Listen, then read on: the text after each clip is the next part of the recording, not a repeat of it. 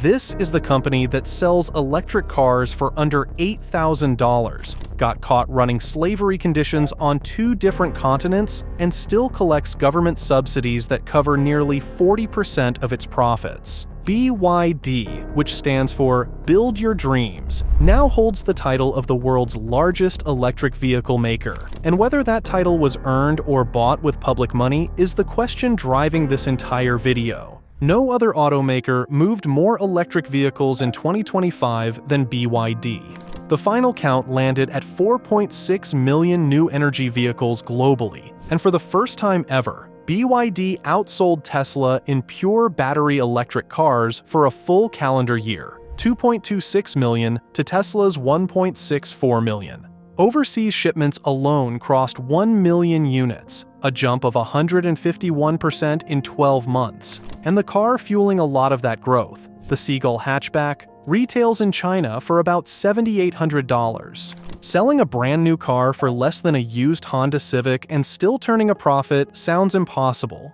but BYD actually pulls it off. Their 2024 automotive gross margin came in at 14.7%, nearly identical to Tesla's 14.6%. None of that changes the number that should grab your attention though. In 2025, BYD collected 12.47 billion yuan in direct government subsidies, which translates to roughly $1.8 billion.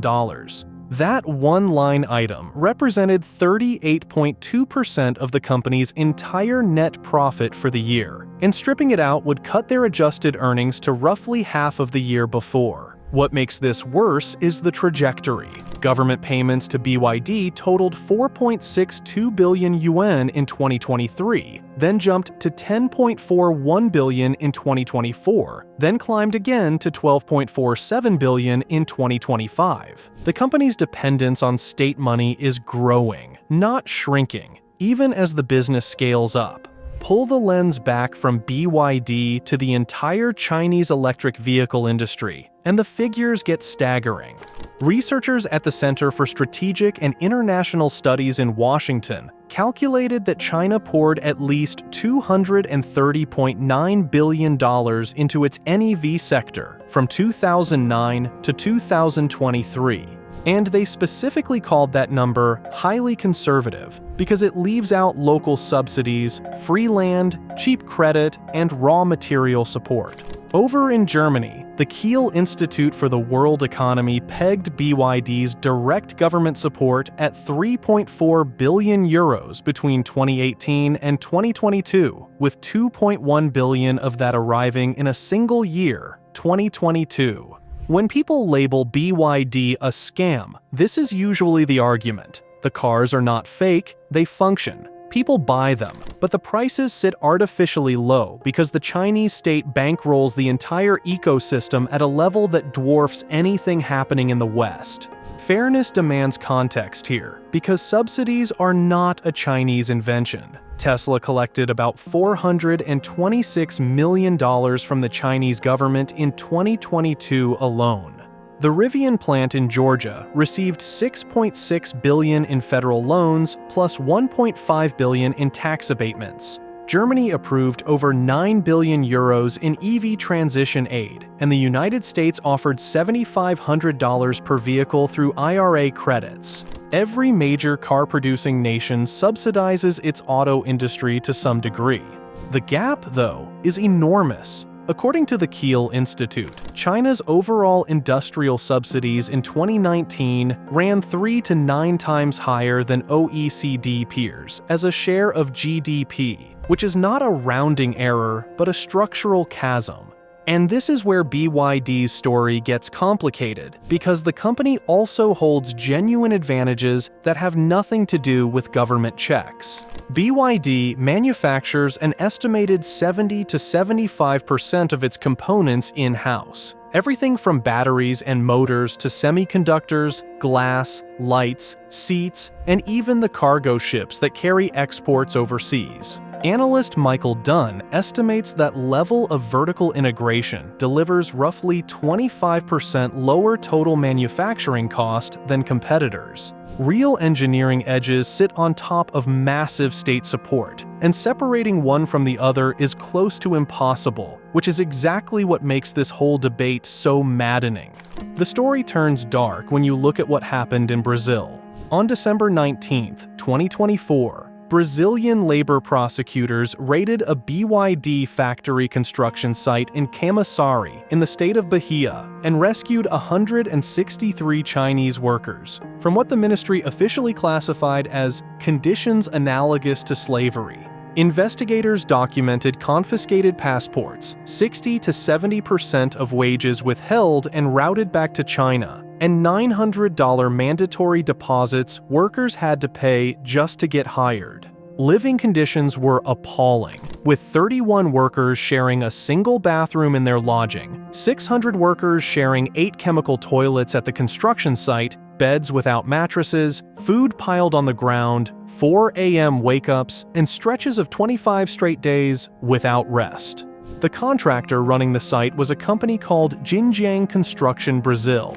BYD's reaction split in two depending on the audience. Their Brazil senior vice president, Alexandra Baldi, promised full compliance with local labor law, but back in China, BYD's PR director posted on Weibo and blamed hostile foreign forces for smearing Chinese brands. Bahia prosecutors escalated in May 2025, filing a civil suit that alleged human trafficking of 220 Chinese workers and demanded 257 million reais, about $45 million, in collective damages. President Lula went ahead and inaugurated the finished plant in October 2025 anyway.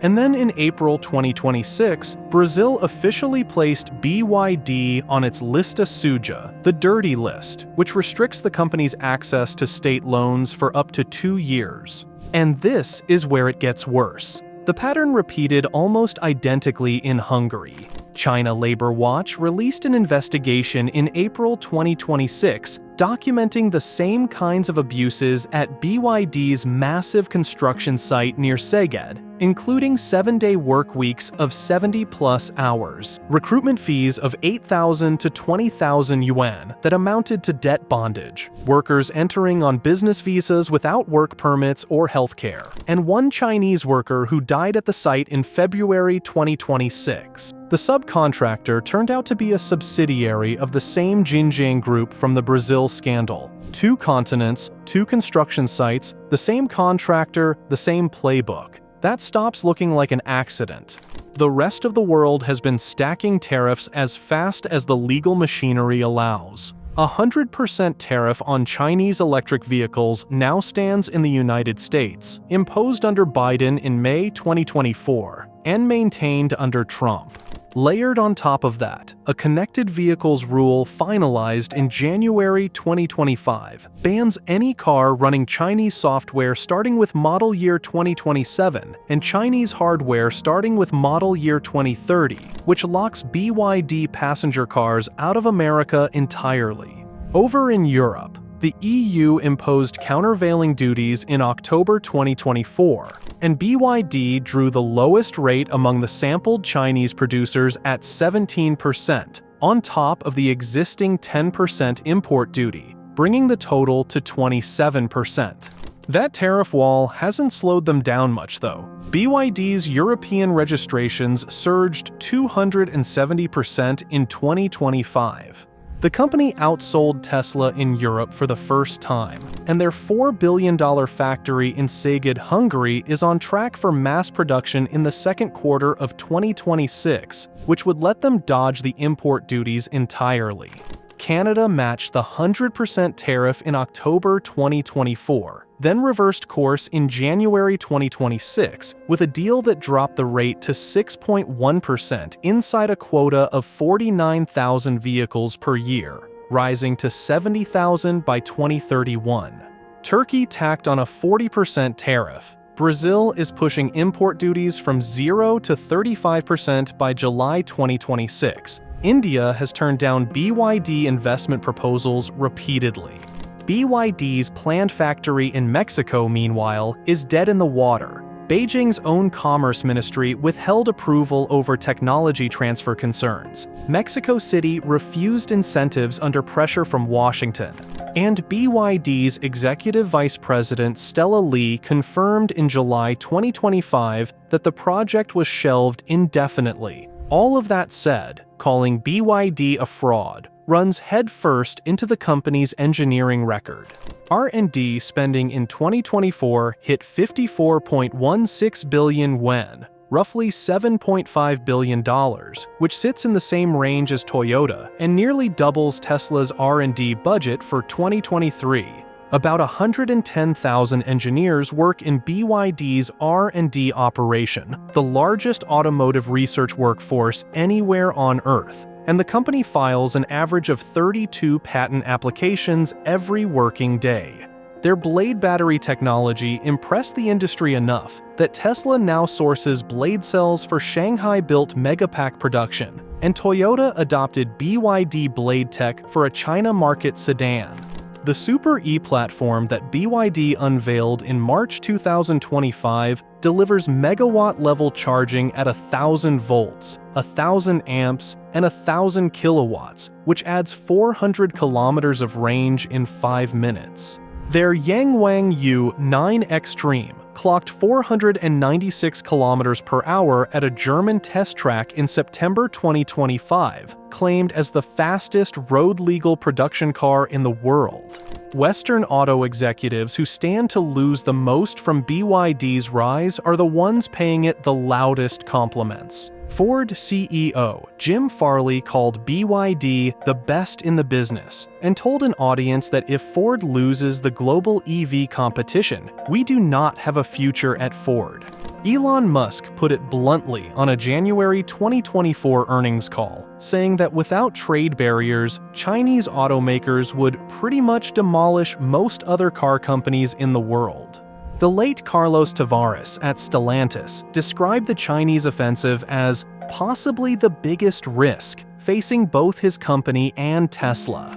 The engineering is not fake. The innovation is not fake. The cost advantages from building 75% of the car yourself are not fake. But 38% of net profit coming from government subsidies is not fake either. Slavery conditions documented at construction sites in Brazil and Hungary are not fake. Over 210,000 vehicles recalled in 2025 alone are not fake, and J.D. Power's 2025 China NEV quality ranking placed BYD's main brand below average. Berkshire Hathaway, Warren Buffett's company, rode BYD for 17 years, collected roughly $4 billion in profit, and then walked away from the position entirely by early 2025. That exit tells its own story. The most accurate label for BYD is not scam and not victim of Western bias. BYD is the most consequential automaker of the 2020s. Consequential just happens to be a different word than legitimate or fair or safe. And right now, governments around the world are trying to figure out which of those words actually applies, one tariff at a time, without landing on the same answer.